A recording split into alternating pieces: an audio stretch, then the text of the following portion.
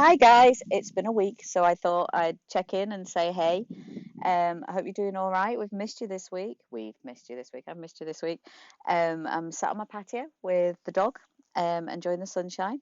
We've had a busy week. I've been in school a couple of times, which was a little weird. We have walked and done Joe Wicks every day, and I've been on a couple of bike rides, and Sophie's baked. And what else have we done? Just being a family. Jigsaws, doing a lot of jigsaws, and they've been gardening. I don't do gardening. Anyway, so I thought I'd check in and we'd do some wonder. And I did get to wear my sparkly jewellery that Stewie got me for my anniversary. So this is my excuse for wearing it because I've not been able to wear it for any of the occasions that we were going to wear it for. But that's okay. So yeah, I hope you're all doing well and you're all keeping well and you're all fit and healthy. Um, do think about you a lot and do miss you. Anyway, so shall I get on with this? This is Voices in the Dark. So Oggy and the gang running from the meanies at residential. Okay, so finally, after what seemed like forever of running, someone yelled, I think we lost them. Amos, I'm right here, said Amos's voice a few feet behind us. We can stop, Miles yelled from farther up. Jack, I yelled. Whoa, said Jack. I'm here. I can't see a thing. Are you sure we lost them? Henry asked, letting go of my arm. That's when I realised he'd been the one who was pulling me as we ran.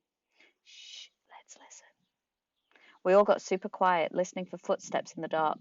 All we could hear were the crickets and frogs and our own crazy panting. We were out of breath, stomachs hurting, bodies bent over our knees. We lost them, said Henry. Whoa, that was intense. What's happened to the flashlight? I dropped it. How did you guys know? Said Jack. We saw them before. They look like jerks. You just rammed into him, I said to Amos. I know, right, laughed Amos. He didn't even see it coming, said Miles. He was like, Are you a freak too? And you were like, Bam, said Jack. Bam, said Amos, throwing a fake punch in the air. But after I tackled him, I was like, Run! Amos, you schmuck! He's 10 times bigger than you! And I got up and started running as fast as I could. We all started laughing. I grabbed Oggy and I was like, Run, said Henry. I didn't even know it was you pulling me, I answered. That was wild, said Amos, shaking his head. Totally wild. Your lip's bleeding, dude. I got in a couple of good punches, answered Amos, wiping his lip. I think they were seventh graders. They were huge. Losers, Henry shouted really loudly, but we all shushed him. We listened for a second to make sure no one had heard him. Where the heck are we? Asked Amos. I can't even see the screen. I think we're in the cornfields, answered Henry. Duh, we're in the cornfield, said Miles, pushing a cornstalk at Henry. Okay, I know exactly where we are, said Amos. We have to go back in this direction. That'll take us to the other side of the field. Yo, dude, said Jack, hand high in the air. That was really cool of you guys to come back for us. Really cool. Thanks. No problem, answered Amos, high-fiving Jack. And then Miles and Henry high-fived him too. Yeah, dudes, thanks, I said, holding my palm up like Jack just had, though I wasn't sure if they'd high-five me too. Amos looked at me and nodded. It was cool how you stood your ground, little dude, he said, high-fiving me. Yeah, Oggy, said Miles, high-fiving me too. You were like, we're littler than you guys. I didn't know what else to say, I laughed. Very cool, said Henry, and he high-fived me too. Sorry I ripped your sweatshirt. I looked down and my sweatshirt was completely torn down the middle.